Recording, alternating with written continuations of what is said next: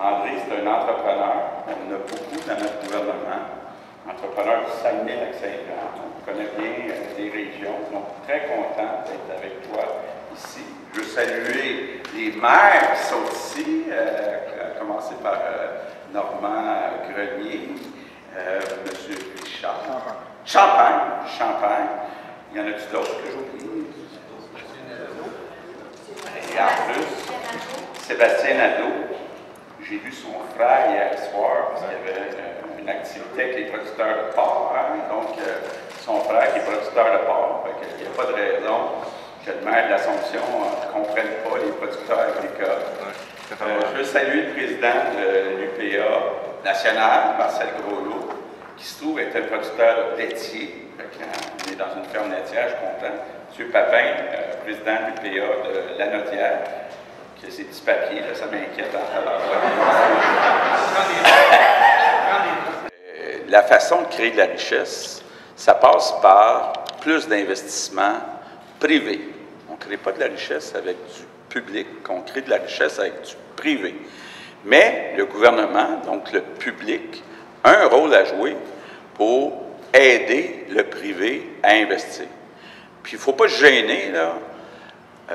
Quand on regarde nos amis, les voisins américains, ils ne se gênent pas pour aider leurs entreprises. C'est la même chose en Europe. Et puis, parfois, on oublie que l'agriculture, c'est une industrie qui fait vivre plus de 50 000 personnes, et c'est une industrie qui transforme. On parle beaucoup d'aéronautique et puis toutes sortes de compagnies manufacturières, mais on oublie que l'agriculture prend un produit, un input, puis le transforme pour le rendre disponible aux consommateurs. On a besoin, au Québec, de créer plus de richesse. Pendant longtemps, là, puis je ne veux pas remonter puis parler trop de religion, on en parle assez à l'Assemblée nationale, mais on a une situation où au Québec, entre autres, ce qu'on a appelé les Canadiens français, les Québécois, on n'a pas mis beaucoup d'accent sur la création de richesse, pour toutes sortes de raisons, là, bonnes ou mauvaises. Et donc, on a un rattrapage à faire.